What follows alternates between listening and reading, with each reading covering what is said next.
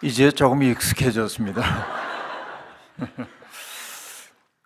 오늘 찬양대가 찬양해준 노래를 들으면서 마음속에 깊은 감명이 있습니다. 인생이 항해와 같죠. 내가 배를 타고 떠나지 않는다고 한다면은 가야 할 곳에 당도할 수 없을 텐데, 떠남은 언제나 위험을 야기하기 때문에 떠남은 설렘도 있지만 두려움도 있는 것이 사실입니다. 사실 우리가 태어났다고 하는 사실 자체가 생명의 시작이었고 항해의 시작이었다고 말할 수 있겠습니다. 그런데 우리가 더 나은 세계로 가기 위해서는 깊은 바다로 가야 하고, 때때로 바다는 잔잔할 때도 있지만은 풍랑이 일어가지고 사람들을 쉬지 못하게 할 때도 있는 것이 바다이기도 합니다. 우리가 언제 안식을 얻을 수 있냐면, 이것은 어거스틴 성인이 한 얘기입니다만, 하나님의 그 마음의 폭우에 닻을 내릴 때 비로소 우리의 영혼의 안식이 다가온다고 얘기하고 있습니다. 근데 우리는 항해를 떠난 사람들인데 파도가 무섭다고 해가지고 자꾸만 바다로 가지 않고 육지로 귀향하는 그런 습관들이 있는 것이 사실입니다. 호수에 수영을 한다고 생각해 보십시오. 호수에 수영하는 것은 즐거운 일이기도 하지만은 때때로 무서운 일이기도 합니다. 그래서 수영에 익숙하지 않은 사람들은 조금 앞으로 나갔다가 기슭으로 돌아오곤 합니다. 이 일이 반복되다 보면 결국은 호수 건너편으로 갈 수가 없죠. 때때로 우리는 모험을 해야 합니다. 내 힘을 다해서 그 호수를 건너야 합니다. 신앙생활도 그러합니다. 신앙생활이 인격의 모험인 까닭은 거기에 있습니다. 확실한 것을 붙들고 가는 것이 아니라 길 없는 곳에 길을 내주시는 하나님을 신뢰하며 가는 것이 신앙생활이라고 얘기할 수 있겠는데요. 우리는 바로 그 길로 부름을 받았고 내 인격을 걸고 예수 그리스도를 우리의 길로 삼아 가고 있는 사람들이라고 말할 수 있겠습니다. 이번에 저는 여러분 곁에 와가지고 이 성삼일체 하나님의 어떤 그 신비 속으로 여러분을 초대하기를 원했습니다. 타르콥스키라고 하는 옛날 러시아의 영화 감독은 안드레이 류블로프라고 하는 사람이 그렸던 성삼일체라고 하는 그림을 늘 들여다보면서 묵상을 했습니다. 제7의 봉인이라고 하는 책에서 그는 그 그림에 대해서 이렇게 얘기하고 있죠. 세상의 소란과 갈등이 침입할 수 없는 장소에 대한 상징이다. 삼위의 하나님이 고요하게 앉아있는 그 모습을 바라보면서 세상의 어떤 소란도, 세상의 어떤 갈등도 그 속에 침범할 수 없는 장소라고 얘기했습니다. 삼위의 하나님이 깊은 신뢰와 사랑 속에서 머물고 있는 그 장소는 우리에게 말할 수 없는 평강을 허락해 주고 있습니다. 오늘 우리가 살고 있는 세상은 소란하고요, 갈등이 많고 내 마음 편히 쉴 곳 없을 때가 많지만 삼위일체 하나님이 우리 우주의 전 세계의 중심임을 생각할 때 우리가 가야 할 영원한 고향이 바로 그 신비라고 하는 사실을 잊지 말아야 할 것입니다. 삼위일체를 얘기할 때 설명하기가 매우 어려운 개념이긴 합니다만 이게 적절한 비유인지는 모르겠는데 해를 한번 생각해 보십시오. 하늘에 떠 있는 해가 있습니다. 그런데 그 해는 우리에게 두 가지의 효과를 주고 있습니다. 하나는 햇빛이고 또 하나는 햇볕입니다. 빛을 통해서 우리가 활동할 수 있도록 해주고 볕을 통해서 생명이 깨어나도록 해주죠. 그런데 태양과 햇볕과 햇빛은 하나입니다. 나타나는 현상이 셋일 뿐이죠. 그러니까 우리는 하나님도 그렇게 얘기할 수 있습니다.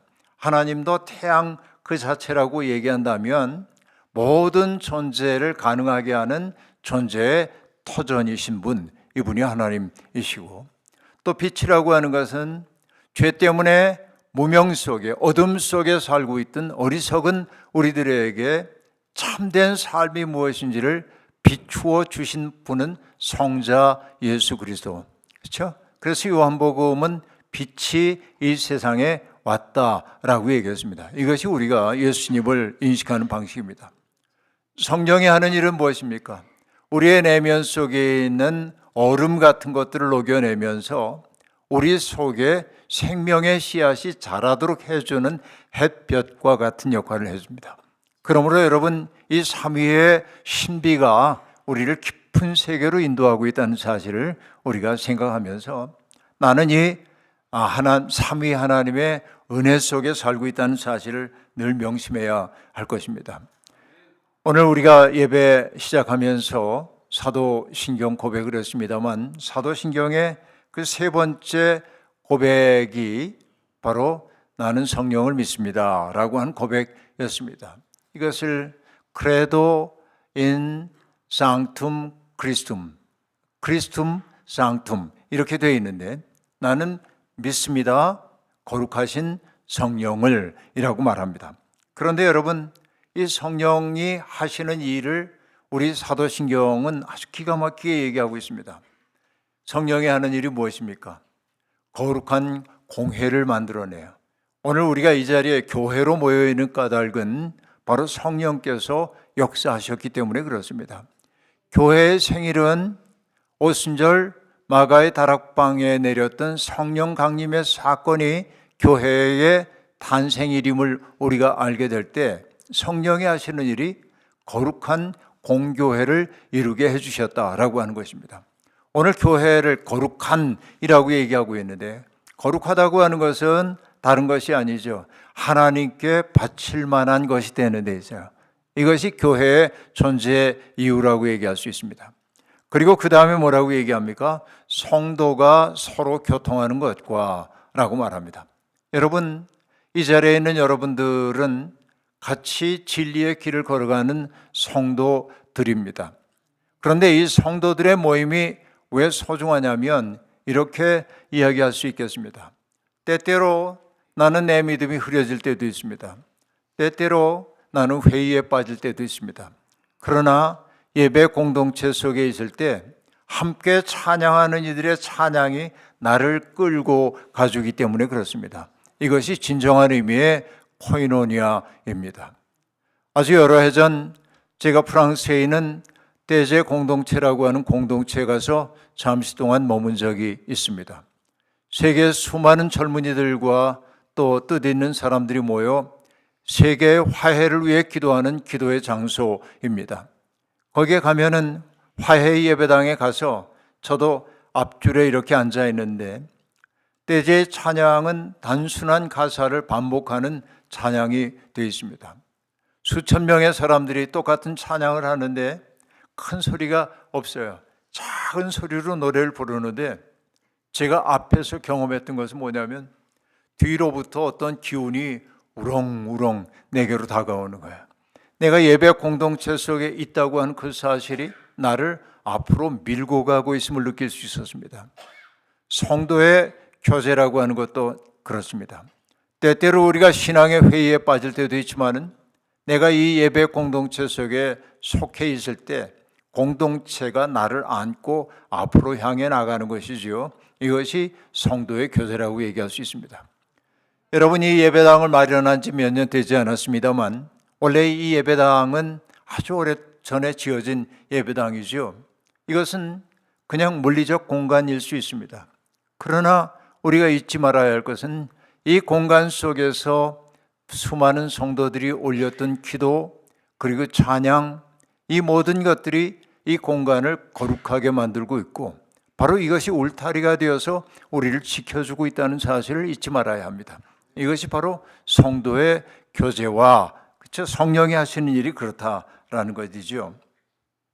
그 다음에 죄를 사하여 주시는 것과 라고 말하고 있는데, 바로 성령께서 우리에게 주시는 마음이 뭐냐면, 나는 하나님에게 받아들여질 만한 존재가 아니지만 그럼에도 불구하고 하나님이 나를 그대로 받아들이셨다는 사실을 일깨워 주는 게 성령의 역사입니다. 여러분, 저는 신앙생활을 좀 늦게 시작을 했는데요, 청년 시절에 처음 교회를 갔기 때문에 저는 아주 회의주의자였습니다. 교회 다니면서도 안 믿어지는 것은 내가 믿을 수가 없었어요. 교회 다니면서 저는 예배 시간에 찬양을 할 때에도 나의 죄를 고백하는 찬양을 부를 때는 입을 꾹 다물고 인정할 수가 없었어요. 내가 죄인이라는 거. 왜냐하면 저는 약간 규칙쟁이였거든요. 교회 다니기 전부터도. 왜냐하면 사회가 만들어 놓은 룰을 철저하게 지켰습니다. 그러니까 어떻게 보면은 샌님 같이 살았다고 할까요?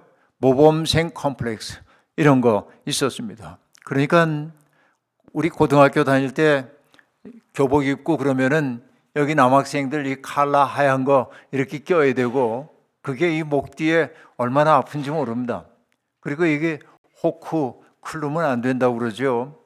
그리고 그 추웠던 겨울날 우리 점퍼도 위에 입으면 안 됐습니다. 교복만 입고 다녀야 합니다. 이게 이제 우리 규칙입니다. 그리고 일제시대의 그 교육의 전제이겠습니다마는 왜 그런 짓을 하는지 모르겠는데 입수 보행 금지 어떤 얘기입니까? 주머니에다가 손 넣고 걸으면 안 된다 이런 거 이게 규칙이 그렇게 있었습니다. 근데 여러분 제가 살고 있던 곳은 어디냐면 서울의 한강변입니다. 나는 가난했기 때문에 내가 가는 고등학교에 버스를 2번 타고 가야 하는데 버스 2번 탈 비용을 감당할 길이 없어서 한 번 탈 그 길은 한 3km 정도는 걸어가서 거기에서 버스를 탈 수밖에 없었습니다. 그런데 여러분 한강변의 바람이 얼마나 셉니까? 그러나 내 속에 규칙이 있어. 입수 보행 금지. 그러니까 여러분 가방을 딱 들고 그 장갑조차 적절한 게 없는데 가방을 들고 입수 보행 금지하고 3km를 걸어가서 거기에서 버스 한번 타고 고등학교 갔던 기억이 납니다. 그러니까 제가 얼마나 규칙쟁이입니까? 그러니까 여러분 교회에 갔는데 인간이 주홍빛보다 죄가 많다고 얘기하고 이런 나 같은 죄인 살리신 이런 찬송가 부르면 마음속에 공감이 전혀 되지 않았던 것이지요. 그런데 여러분 어찌어찌 교회 생활을 하다가 기도원도 가고 다들 뜨겁게 기도하는데 나는 뜨겁게 기도할 생각도 없고 그런데 어느 날 여러분 은혜라고 하는 것은 나의 의지와 관계없이 다가오는 겁니다. 그날 어떤 은혜가 나를 확 사로잡았는데 나 스스로 떳떳하다고 생각했던 나의 모습이 막 보이기 시작하는 것입니다. 내 마음속에 웅쳐두었던 부끄러웠던 과거의 기억들, 내가 행위로서 나쁜 짓 저지르지 않았을는지 몰라도 내가 마음속에 품었던 나쁜 생각 같은 것들, 또 행위로서의 나쁜 것들까지도 기억의 골방 깊은 곳에 숨겨두고 있었는데 그것들을 하나하나 보게 만드는 것이었습니다. 보고 싶지 않았습니다. 그러나 내가 어찌할 수 없이 자꾸만 보라고 내 앞에 들이댔습니다. 나의 이 경험을 나중에 어거스틴 성인의 고백록을 통해 보았습니다. 그도 그렇게 얘기하죠. 내가 보기 싫어 내 등 뒤에 숨겨두었던 내 부끄러운 모습을 주께서는 내 눈앞에 들이대며 보라시는 것이었습니다. 그걸 보고 나니까 내가 얼마나 부끄러운 존재인지 사람들 앞에 떳떳하다고 생각했지만은 내가 얼마나 취약한 존재인지를 알게 됐습니다. 눈물이 날 수밖에 없죠. 그런 순간 나 스스로의 비참함 때문에 어찌할 바를 몰라 하고 있을 때 어떤 따뜻한 품이 나를 안는 것 같았어요. 그리고 내면 속에 들려오는 소리가 있었습니다. 네 마음의 아픔을 내가 안다. 너의 그 상한 마음까지도 내가 받아들였다. 그 순간 나는 과거로부터 해방되었다는 느낌을 받게 되었습니다. 이것이 바로 구원받음의 경험이었습니다. 성령이 하신 일이죠. 내가 성령을 주세요 해서 온 게 아니라 어느 순간 성령께서 나를 사로잡아서 과거의 죄로부터 속박으로부터 나를 풀어주셨어요. 의식의 층위에서는 나는 깨끗하다고 생각했지만 나의 무의식 속에 있었던 어둡고 더러운 것들을 들춰내면서 그것을 정화시켜 준 것이 성령이 하시는 일이었다 하는 얘기죠. 이게 바로 뭐냐면 죄를 사하여 주시는 것과 라고 말합니다. 그리고 성령이 하는 또 다른 일은 무엇입니까? 우리에게 인생의 삶이라고 하는 게 육체로서 살아가는 그 삶이 전부가 아니라는 것을 알게 해주는 거예요. 우리는 다시금 부활의 몸으로 살게 될 것이다. 우리는 부활의 몸으로 거듭 살게 될 것임을 성령은 우리에게 일깨워 주십니다. 결국 그 부활의 몸으로 살아가는 그 삶이 영생으로 이어지는 거죠. 이게 사도신경의 마지막임을 알 수 있습니다. 성령은 바로 지금 우리 곁에 계십니다. 그런데 여러분, 많은 사람들이 생각합니다. 나는 신앙생활을 오래 했지만은 성령 체험을 해본 적은 없어요. 이렇게 말하는 분들이 있습니다. 그분들은 대개 어떤 근거로 그런 말씀하시냐면 화끈한 경험을 해보지 못했다. 뭔가 불로 내 속에서 뭔가 뜨거운 회심의 사건이 일어나지 않았다. 금방 제가 얘기했던 것과 같은 그런 극적 사건이 내게는 없었다. 또 어떤 분은 생각합니다. 나는 방언 기도도 못해. 그러니까 난 성령 받지 못했어. 그러나 여러분, 분명하게 말씀드릴 수 있습니다.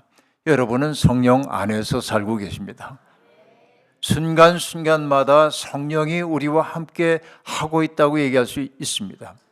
이렇게 얘기를 해볼까요? 하나님이 흙으로 아담을 만드신 다음에 뭘 했다고 얘기합니까? 그 코에다가 생기를 불어넣으심으로 생명이 되게 하신지라 라고 말합니다. 하나님이 흙에다가 숨을 불어넣으셨어요. 하나님의 루아흐, 하나님의 숨입니다. 하나님의 생기를 불어넣자 그가 살아있는 영이 되었다라고 얘기합니다. 그런데 여러분, 아담은 인류의 첫사람이기도 하지만 바로 우리들이 아담입니다. 왜냐하면 아담이란 말은 히브리어로 흙을 뜻하는 아다마라는 말에서 유래합니다. 우리들은 다 흙에서부터 온 존재예요. 여러분, 흙에서 왔다는 말이 와닿지 않는다고 한다면 여러분, 인간의 몸을 구성하는 모든 요소들이 별들로부터 왔기 때문에 어떤 분들은 스타더스트라고 얘기하죠. 별먼지. 인간의 모든, 그러니까 내 몸을 구성하고 있는 뭐 탄소 분자라든지 이런 질소 분자라든지 이런 것들이 모두 다 별의 탄생과 아울러 생겨난 원소들로 만들어졌기 때문에, 그러니까 내가 별이라는 게 맞아요. 내가 별이라는 게 맞단 말이에요. 그런데 여러분, 우리가 다 아담합니다. 그런데 중요한 것은 무엇입니까? 내가 지금 숨을 쉬고 있어요. 그렇죠. 내가 쉬는 거예요. 내가 멈출 수 있어요. 한 1분 정도 멈출 수 있습니다. 그러나 1분이 지나고 나면은 나는 숨을 반드시 들이쉬지 않으면 안 됩니다. 이게 우리의 경험입니다. 그러니까 우리는 생각해요. 숨은 내 거다. 내가 조절할 수 있다. 그런데 여러분, 그게 사실인 것처럼 보이지만 사실일 수 없어요. 왜? 세상을 떠나는 사람들을 생각해 보세요. 마지막 숨을 쉽니다. 안타까워서 우리가 얘기해요. 어머니, 숨 쉬셔야 돼요. 숨 쉬세요. 숨 쉬어집니까? 안 되죠. 그 얘기가 뭐겠습니까? 숨은 쉬는 게 아니라 쉬어지는 거예요. 하나님이 내 속에 숨을 불어넣을 때만 내가 숨을 쉬는 거예요. 내가 내 숨을 쉬는 것처럼 보이지만 나는 하나님이 내 속에 생기를 불어넣기 때문에 살고 있다 하는 얘기입니다. 이 얘기는 뭘 의미합니까? 내가 숨 쉬고 살아있다고 하는 그 사실 자체가 하나님의 은혜가 지속되고 있음을 나타낸다 하는 얘기입니다. 시편 104편은 그래서 이야기를 우리에게 들려주고 있죠. 왜냐하면 주께서 우리의 호흡을 걷어가시면 모든 것들은 다 시들고 만다고 얘기합니다. 그러나 주님이 또다시 생기를 불어넣으시면 만물은 새롭게 되살아난다고 얘기하고 있습니다. 그러니까 여러분, 하나님은 오늘도 성령을 통해서 우리의 코에다가 생기를 불어넣으셔서 우리를 산자의 땅에 있게 해주십니다. 이것이 여러분, 우리가 성령 안에 있다는 얘기입니다. 근데 여러분, 성령은 또한 우리에게 어떤 일들을 하는가 생각해 보면, 요한복음에 보면 주님께서 말씀하셨어요. 내가 떠나는 것이 너희에게 더 좋을 거야. 왜냐하면 내가 너희를 고아처럼 버려두지 않을 거다. 그리고 내가 약속했던 성령을 보내줄 거야 라고 말씀하시면서 그 성령의 이름을 보혜사라고 얘기하고 있습니다. 근데 보혜사라고 하는 것은 파라클레이토스라고 한 말을 번역한 건데, 파라라고 하는 건 곁에, 옆에 그런 뜻이에요. 우리가 비유를 뜻할 때도 패러블하고 얘기하는데 그 패러예요. 패러블은 비교의 대상을 옆에 놓는 것을 뜻해요. 파라는 곁에 그런 뜻인데 곁에 계신 분이에요. 의로자입니다. 우리 곁에 있는. 근데 그 파라클레이토스가 하는 일을 어떤 말로 설명할 수가 없기 때문에 중국어 성경 번역자들이 한자어 조어를 만들었어요. 그게 뭐냐면 보호한다 한 뜻이에요. 우리 곁에서 우리를 지키고 보호해줘요. 그런데 그 성령이 하시는 일 가운데 하나는 뭐냐면 우리에게 은혜를 깨닫게 해줘요. 하나님의 은혜가 우리에게 지속되고 있다는 사실. 내가 이렇게 생이 고달프긴 하지만 하나님의 사랑이 지속되고 있다는 것을 느끼게 만들어줘요. 그게 은혜예요. 그게 보혜. 그리고 사라고 하는 것은 스승사자예요. 우리가 어떻게 살아야 하는지를 깨우쳐 주시고 그리고 우리를 그 길로 인도해요. 이분이 성령님이 하시는 일이란 말이죠. 이게 바로 보혜사입니다. 우리 곁에 계신 위로자, 그리고 우리를 은혜 가운데 이끄시는 분, 그리고 우리에게 마땅한 삶의 길을 보여주시는 분이에요. 그래서 풀어서 설명할 때 요한은 보혜사를 이렇게 얘기합니다. 성령은 너희에게 죄와 의와 심판에 대해서 알게 해줄 거다라고 말합니다. 내 속에 성령이 있을 때 내가 죄 가운데 있음을 절감하게 됩니다. 여러분, 은혜의 세계 속에 들어간 사람들이 뭐라고 말하냐면 나는 죄인이로소이다 그런단 말이죠. 여러분, 예를 들어 봅니다. 이 공간에 지금 불이 하나도 없어요. 불이 다 나가 있고 창문도 커튼이 드리워져 있습니다. 오로지 여기에만 빛이 하나 위에서 이렇게 떨어진다고 해보세요. 그러면 저 뒤에 있는 분들은 내가 이렇게 바라볼 때 캄캄합니다. 안 보일 거예요. 근데 그분들도 스스로 뭐라고 생각하냐면 나는 깨끗해. 나는 깨끗해. 왜냐하면 어둠 속에 자기의 모습이 보이지 않기 때문에 그래. 근데 광원을 중심으로 점점 이렇게 다가오다 보면 내 옷에 커피 마시다가 흘린 자국도 보이고, 그렇죠? 또 여기 뭐 떨어진 것도 보이고 그런단 말이에요. 내 얼굴에 얼룩도 보이고 그래요. 그리고 여러분, 여기에 적나라하게 광원 아래 서면 나의 모습이 그냥 드러나는 거예요. 그때 어떤 고백을 하냐면 바울 사도가 고백해서 뭐라고 고백합니까? 죄인 중에 내가 괴수로다 그래요. 여러분 아시다시피 바울은 바리새파 가운데 바리새파이고 율법의 열심으로 동년배들 가운데 따라올 수가 없을 정도로 열심히 있던 사람입니다. 그의 내면 속에 있는 건 뭡니까? 나는 남달라. 나는 깨끗해. 나만 한 사람 있으면 나와봐. 그런 거 아닙니까? 그러나 하나님의 은혜를 경험했을 때 그가 했던 고백이 뭐예요? 나는 죄인 중에 괴수로다 그래요. 그 말은 그가 파렴치한 사람이란 말이 아니라 은혜의 세계에 가장 가까이 다가왔기 때문에 하는 얘기예요. 내가 은혜에 가까이 갈수록 내가 죄인임을 깨닫게 해줘요. 이게 성령이 하는 일이에요. 그리고 여러분, 하나님 안에서 우리가 어떻게 사는 게 의로운지도 깨우쳐주고요. 그리고 하나님은 자애로운 분이지만은 그러나 우리의 삶을 심판하는 분이기도 함을 두려움으로 깨닫게 해줘요. 이게 성령이 하는 일이에요. 그러니까 성령은 우리에게 경외심을 품고 살게 만든단 말이죠. 그런데 성령이 또 일상적으로 하시는 일이 하나 있습니다. 그게 뭐냐? 여러분, 뭔가를 기억나게 해주셔요. 성령이 하는 일은 이런 거입니다.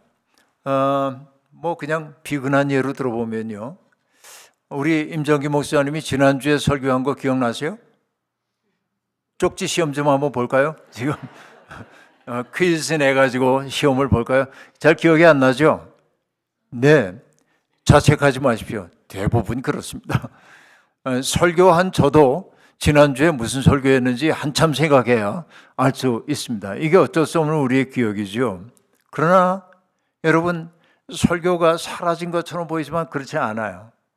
왜 그러냐면 인생을 살다가 내가 뭐 잘 나갈 때는 말씀 떠오르지 않지만 내가 인생의 곤경에 처해 있을 때, 어찌할 바를 모를 때, 사방이 막혀 있는 것처럼 느껴 암담할 때, 내가 나를 어떻게 해볼 수 없다는 느낌이 들고 있을 때, 그때 문득 그때 목사님을 통해 선포됐던 말씀을 떠올려 주셔요, 성령이. 그래서 그 곤경에서 벗어날 수 있도록 해주신단 말이죠. 성령은 말씀을 기억나게 해요. 설교만이 아니라 우리가 읽었던 성경 말씀, 그렇죠? 그리고 말씀이 되셨던 예수 그리스도의 삶을 떠올리게 함으로 우리로 하여금 새로운 희망을 갖게 해주시죠. 그러니까 여러분, 성령 경험 못하고 살았다는 말 거짓말이에요. 우리는 성령의 은혜 속에 살고 있어요. 그러면 여러분, 성령이 우리 가운데 하시는 일들이 어떤 것들이 있을까 생각해 보면 우리가 부르는 찬송가가 기가 막혀요.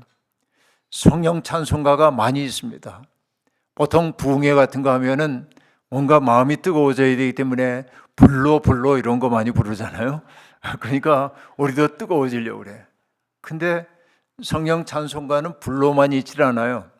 제가 제일 좋아하는 찬송가 오늘 불렀는데 예배 전에 빈들의 마른 풀같이 시들은 나의 영혼, 그렇죠? 내 영혼이 빈들의 마른 풀처럼 바짝 말라 있는 것처럼 느껴질 때 성령은 내 속에 무엇처럼 다가옵니까? 단비처럼 다가와서, 그렇죠? 시들었던 나의 심령이 깨어나게 만들어 주지요. 성령이 하시는 일이 그러합니다. 마치 에스겔이 에스겔 37장에서 마른 뼈의 계곡을 보았던 거 여러분 기억나시죠?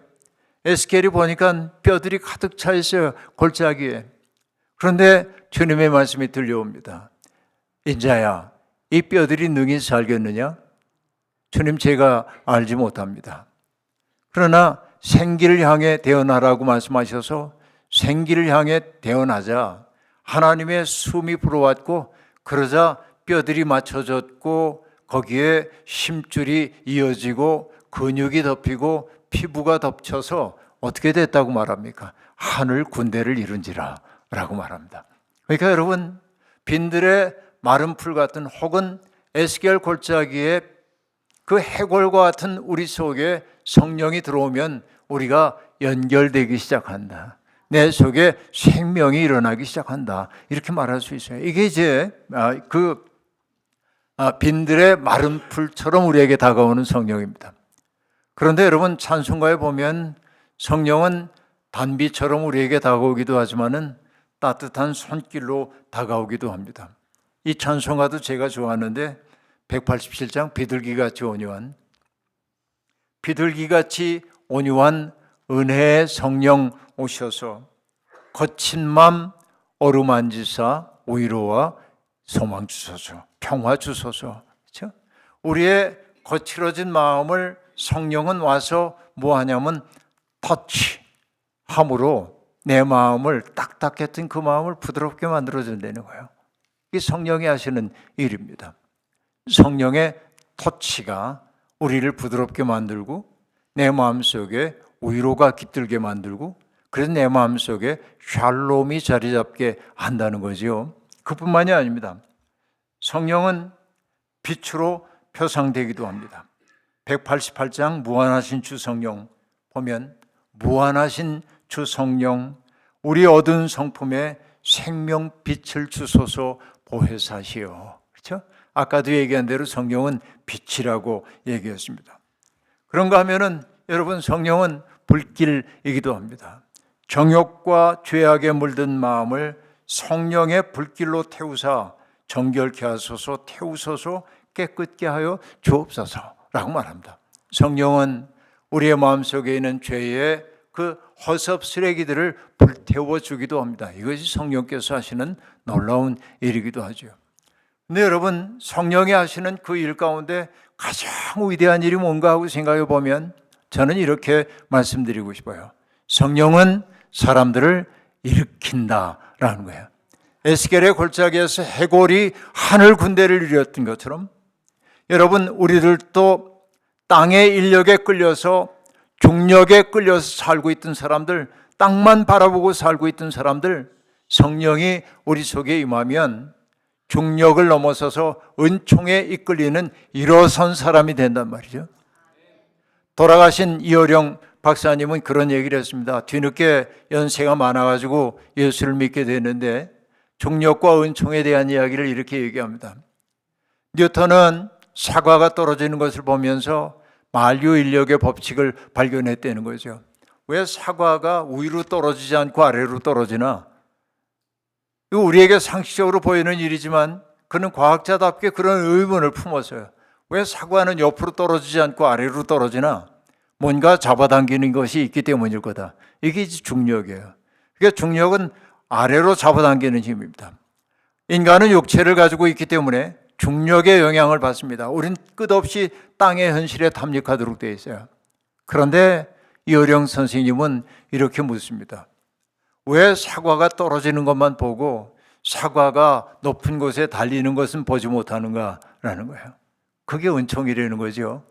은총은 우리를 들어 올린다라고 말합니다. 그래서 저는 이야기합니다. 성령이 하시는 일은 뭐냐? 여러분, 넘어진 자를 일으키는 게 성령이 하는 일이다 하는 얘기예요. 우리가 절망의 어둠 속에 있었던 사람들을 절망에서부터 희망으로 일으켜 세워줍니다. 자기만 알고 살고 있던 사람들이 다른 사람의 아픈 사정을 헤아리도록 만드는 것도 성령이 하시는 일이란 말이죠. 이것을 극적으로 보여준 것이 어떤 사건입니까? 여러분, 주님이 부활하신 다음에 제자들은 두려움 속에 골방 속에 갇혀 있었습니다. 그런데 성령이 맞아 그들은 골방문을 열고 나와서 예수의 이름을 말하기 시작했습니다. 그때 어떤 일이 벌어집니까? 사도행전에 보면은 성전 미문 앞에서 벌어졌던 한 사건이 보도되고 있습니다. 성전의 아름다운 문이라고 하는 문 아래에 사람들이 날 때부터 걷지 못하는 사람을 떠매하다가 거기에다가 둔지라, 마치 물건처럼 취급되고 있어요. 그를 떠매어다가 거기에 두는지라 라고 얘기합니다. 그래서 성전 미문 앞에 날 때부터 걷지 못하던 그 사람은 사물처럼 앉아있고, 사람들은 그를 인격으로 대하지 않고 사물처럼 바라보고 지나가고, 어떤 때 마음이 동하면 조금 적선하고 지나가고, 그러나 그는 인격적으로 대화해야 할 상대는 아니었던 것이죠. 그런데 성령에 충만해진 베드로와 요한은 어느 날 그 날 때부터 걷지 못하는 사람을 바라보면서 그 앞에 멈추어 섭니다. 그리고 그에게 말을 건네죠. 형제여, 우리를 주목해 보시오. 그러자 그가 뭔가를 얻을 수 있을까 싶어가지고 사도 일행을 이렇게 바라봅니다. 간절한 눈빛이었겠죠. 그때 사도가 뭐라고 얘기합니까? 내게 은과 금은 없지만 내게 있는 것으로 그대에게 드립니다. 곧 나사렛 예수의 이름으로 일어나 걸으십시오 라고 말하면서 그의 오른손을 잡아 일으키자 그가 일어나 걷기도 하고 뛰기도 하며 하나님을 찬양했다. 언제나 동정의 대상이었던 그 사람, 자기 연민과 자기 비애에 사로잡혀 있던 그 사람, 그래서 중력의 작용을 받고 있었던 그 사람이 일어나 하나님을 찬양하는 사람으로 바뀌었어요. 이게 뭘 통해서입니까? 바로 성령의 충만함이 일으킨 사건이에요. 그러니까 성령은 넘어진 사람을 일으켜 세워준다. 근데 여러분, 이것을 아름답게 보여주는 또 다른 이야기가 있죠. 여러분, 예수님을 죽음 가운데로 넘겨줬던 유대인들은 예수님의 이름이 사람들 사이에 오르내리는 것을 몹시도 무서워했습니다. 그 때문에 산헤드린 공의회는 공의회를 소집하고 사도들을 붙잡아다가 엄중하게 경고합니다. 다시는 예수의 이름으로 말하지 말라는 겁니다. 그때 여러분, 사도들이 뭐라고 반응을 했습니까? 그 무서운 경고 앞에서 네, 그러겠습니다 그러지 않죠. 뭐라고 말합니까? 하나님의 말씀을 듣는 것이 옳은지 당신들의 말 듣는 것이 옳은지 판단해 보시오. 우리는 듣고 본 바를 말하지 않을 수 없어 라고 말합니다. 이게 뭐냐면 당당하게 일어선 사람들입니다. 그 이름으로, 예수의 이름으로 기적을 일으키고 예수의 이름으로 여러분 부활을 선포하게 되자 산헤드린 공의회가 다시 소집돼 가지고 사도들을 붙잡아다가 매질하여 내보냅니다. 여러분, 예수를 전한 죄밖에 없는데 매질을 당합니다. 그러면 우리 하나님 원망할 수도 있죠. 그러나 사도들은 뭐라고 반응을 했습니까? 사도행전은 이렇게 얘기하고 있어요. 사도들이 그 이름을 위하여 능욕받기에 합당한 자로 여기심을 기뻐했다라고 말합니다. 이런 걸 뭐라고 얘기하냐면 못 말리는 사람들이에요. 매를 맞고도 기뻐해. 이게 뭐냐면 내면 속에 내면이 움츠러들지 않았기 때문에 그래요. 누가 뭐라고 그래도 당당하게 일어선 사람이 되었기 때문에 그래요. 이것이 성령이 하시는 일이에요. 네, 여러분, 성령이 우리 가운데 오시게 되면 어떤 일이 벌어지는 것일까요? 그런 거 생각해 보십시오. 성령이 하는 일 가운데 하나는 서로 무관했던 사람들을 연결해 줘요. 이렇게 내가 성령의 공동체 안에 있지 않으면, 예를 들면 이 목사님과 나는 그냥 모르는 사람이에요. 이 목사님 아프면 난 이렇게 생각할 수 있어요. 안 됐네. 근데 자기 인생이니 이렇게 가야 돼.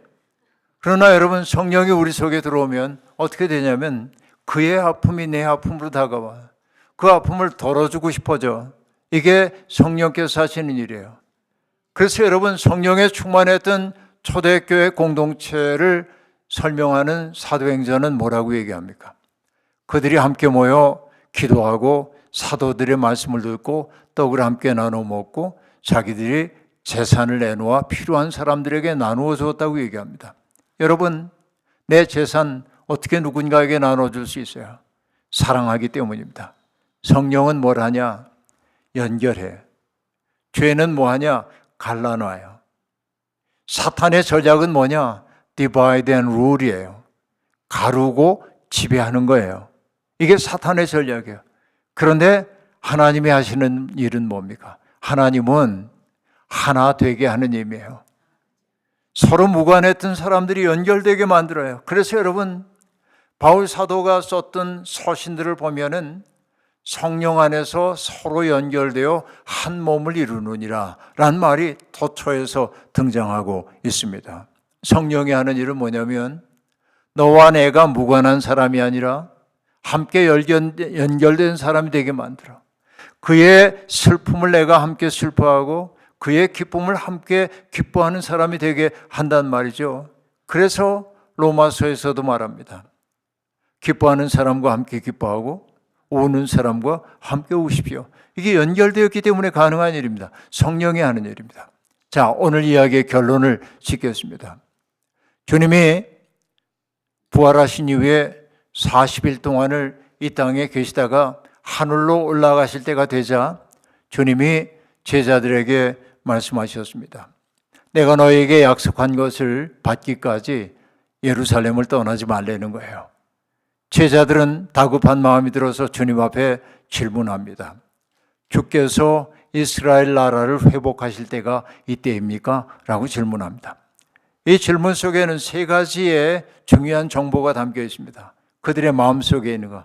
첫째 뭐냐면 그들이 간절히 바라는 게 뭐냐? 이스라엘의 회복. 다윗 솔로몬 시대의 그 영화로움을 회복하고 싶은 거예요. 또 두 번째는 뭐냐면 그들의 생각 속에 있는 것은 무엇이죠?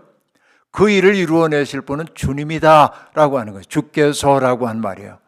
그러니까 여러분, 경건한 말처럼 들립니다. 여기까지는. 그리고 이때입니까? 그렇죠? 더 이상 미루지 말고 이때 이루어지길 바란다는 거예요. 그런데 주님은 이렇게 대답하십니다. 그래, 이때다 저때다 하지 않고 때와 시기는 아버지께 속한 것이로되 우리가 알 바 아니거니와. 그렇죠? 여러분, 하나님의 시간은 하나님께 맡겨드려야 돼요. 우리는 기다릴 뿐이에요. 이게 첫 번째 얘기입니다. 두 번째 뭐라고 얘기하냐면 오직 성령이 너희에게 임하시면 너희가 권능을 받고. 자, 여기서 뭐냐면 너희가입니다.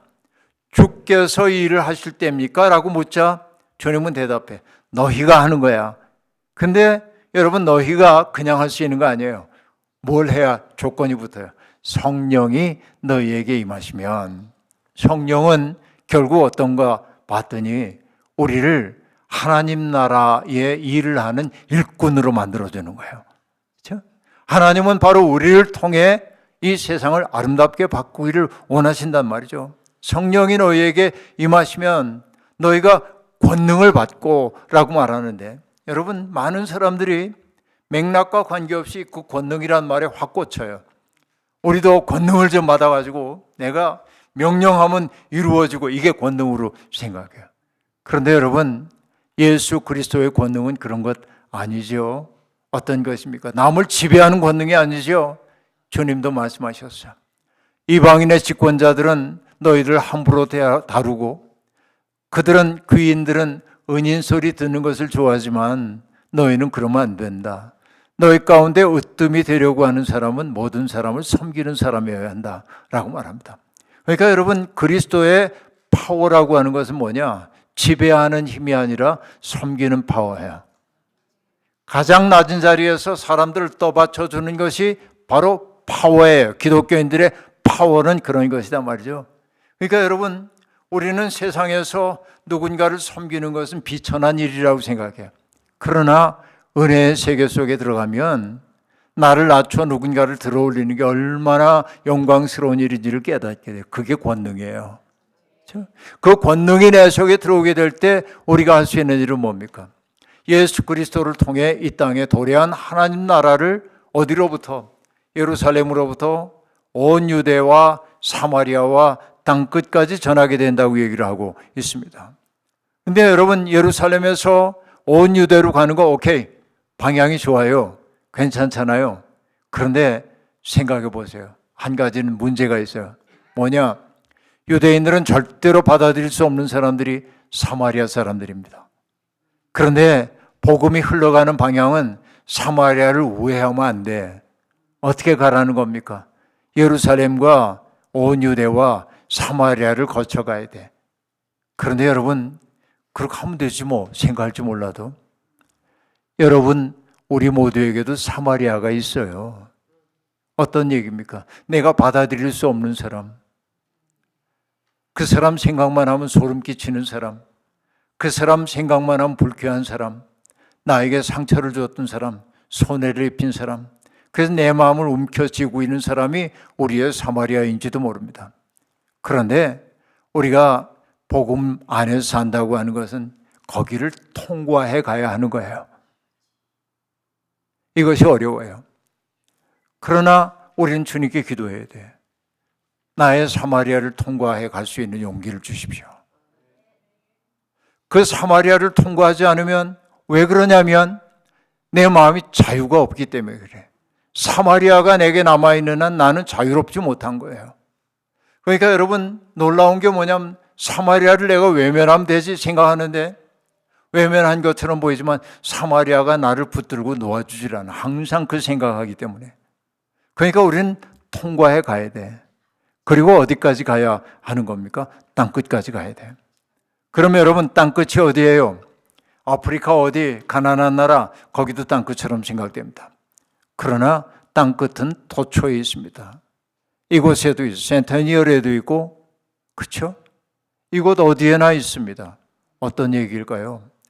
벼랑 끝에 선 듯 삶이 외로운 사람들, 당장 먹을 것이 없어서 가족들과 더불어 끼니 걱정을 하고 있는 사람들, 아무도 돌봐주는 사람 없는 병약한 사람들, 노인들, 희망을 잃어버린 청년들, 실직자들, 그 사람들은 모두가 다 땅끝에 선 사람들입니다.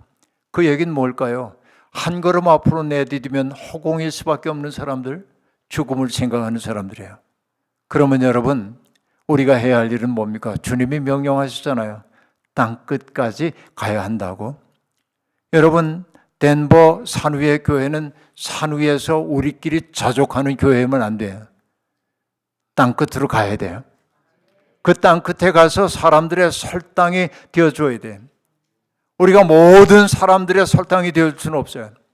그러나 우리 곁에 있는 한 사람만이라도 누군가에게 그 땅끝에 선 사람에게 설당이 되어준다고 한다면 우리는 제법 잘 산 거라고 얘기할 수 있어요. 그렇죠?